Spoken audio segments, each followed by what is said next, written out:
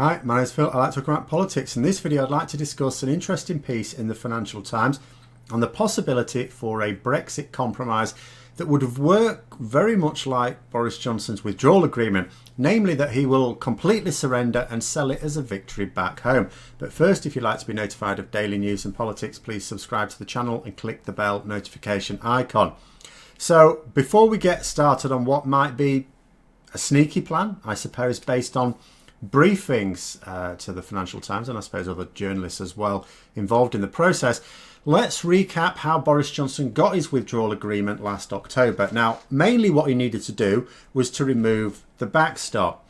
He did this by accepting the EU's proposal from a few years ago. Remember, the backstop was like the UK's proposal. What the EU proposed is, okay, why don't you put a customs border inside the UK between Great Britain and Ireland? To which Theresa May went, are you insane? No. And then Boris Johnson went, yeah, that's a good idea. We'll put a customs border inside our own country. Next, he threw away a load of our money.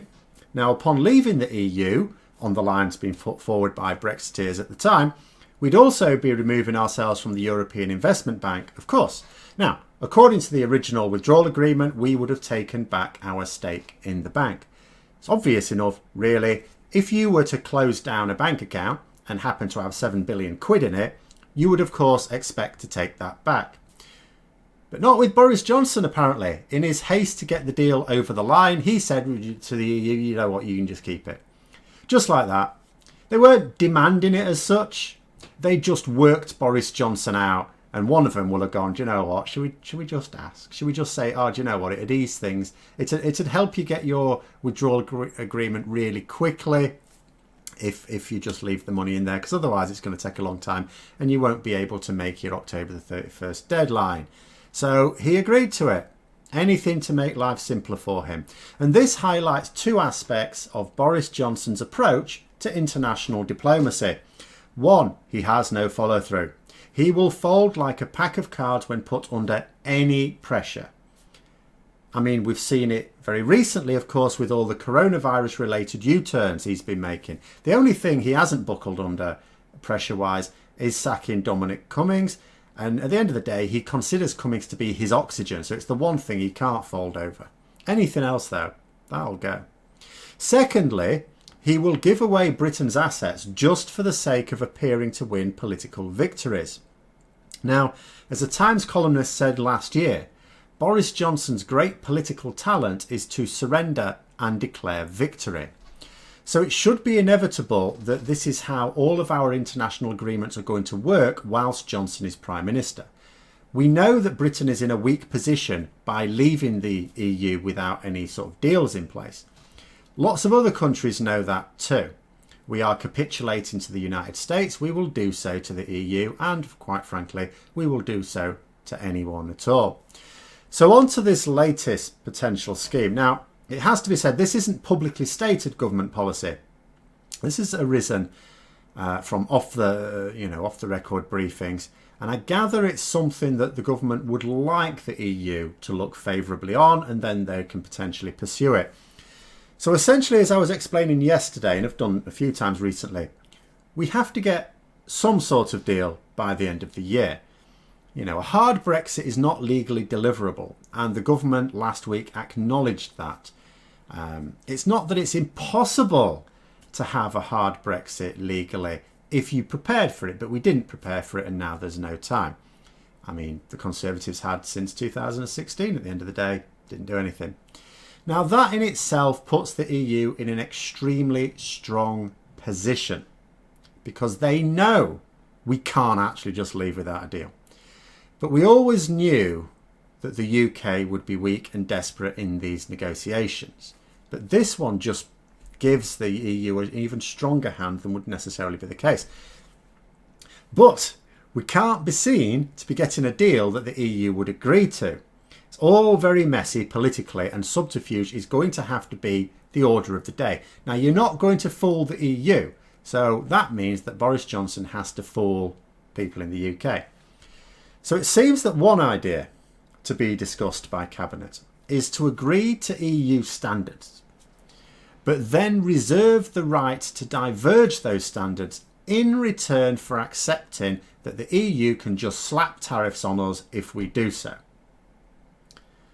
So as I understand what's been said, so it may work like this. So at the end of the year, our standards will of course still be aligned with the EU. I mean, on the 31st of December, we're still in the transition period. We still have to follow all the rules. So on the 1st of January, those rules aren't going to change overnight. So that means there is no cliff edge checks on goods, either inbound, which is impossible, or outbound, which is ruinous.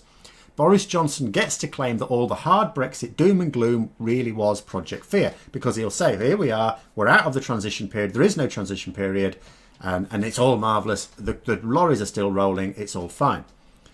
We all point out to the fact that we are still using EU standards, but Boris Johnson and the Brexiteers will argue that we are legally allowed to change those standards. And so the people who bought the lie that we would never lower our standards will cheer the fact that Boris Johnson can now choose to do so whenever he wants. Then, at some point next year, maybe early, maybe not, we will start to lower those standards, actively lower them. So let's say we lower those standards on agricultural products as an example. The proposal will mean that the EU get to slap tariffs on those goods for not meeting their standards. And that occurs to me to be similar to what some UK cabinet ministers have proposed in terms of putting higher tariffs on US meat products that don't meet our standards, rather than banning them altogether.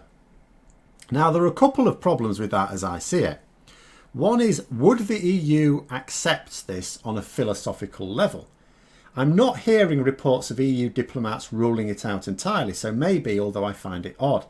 But secondly, and what it would definitely mean, is that we would be engaged in a permanent trade war with the EU, because every time we did something to diverge, the EU would take punitive action in the form of tariffs. And we will have agreed to this. So, I mean, from Boris Johnson's point of view, that actually might suit him politically, because after all, the Conservatives always need someone to blame for the consequences of their policies.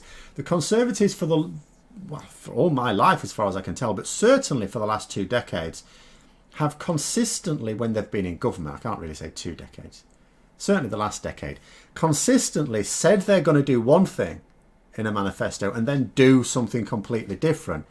And they need someone to blame then for the consequences, so people don't pay too much attention. Now, leaving the EU means that blaming Europe becomes problematic, because the whole point of leaving the EU is so that they wouldn't have power over us. But if the tabloids can keep reporting on the mean old Europeans whacking up tariffs on UK goods on an almost weekly basis, then it gives them license to keep bashing the EU and blaming them for all our ills in perpetuity. Never mind that Brexit was supposed to empower us, take back control. They'll have no problem saying how weak we are and that it somehow justifies the vehicle which we use to achieve this weakness. It would be politically a pretty good scenario for the right wing in Britain. However, I really don't see how it's a good solution for the EU. Not only does it mean that we can never normalise diplomatic relationships, being in constant conflict, but they would need to have people reviewing tariffs and quotas on UK goods all the time to be able to put them in place immediately.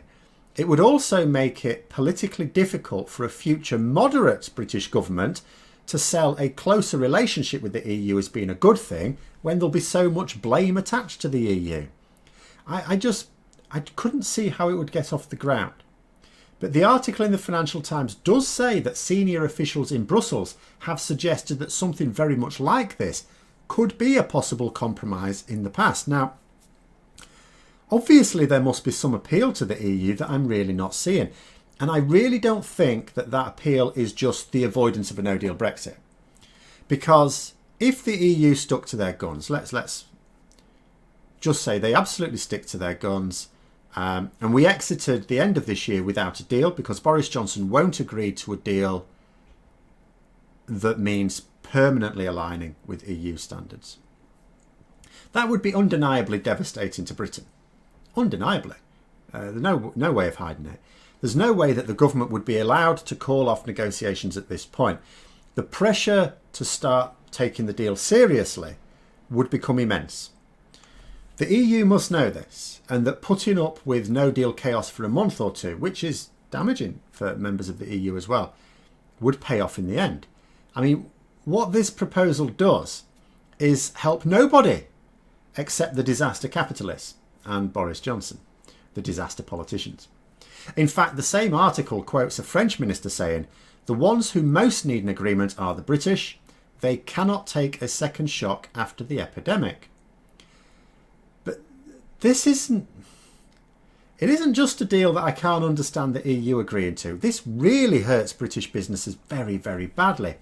Because imagine you're a business that exports to the EU or has in somewhere in your chain exporting to the EU. You cannot cope with the constant threat of increased tariffs hanging over your head every time the government does something stupid. Trade wars are bad for the economy and for growth.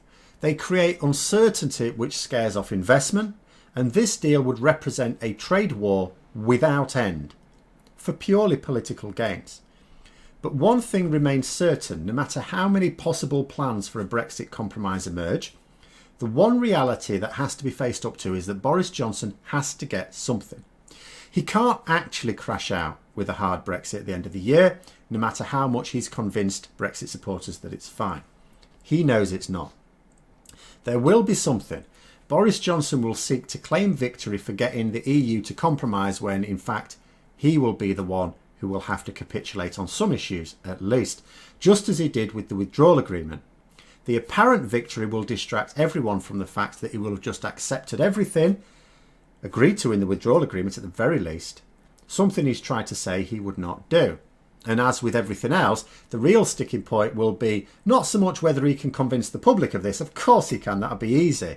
It's can he get his pro-Brexit MPs to accept it based on more promises of breaking the treaty later on. So those are my thoughts. Let me know yours in the comments below. Hope you found the video interesting. If you did, don't forget to click the like button. If you'd like to support the channel further, please also click the Patreon link for details. And until next time, I'll see you later.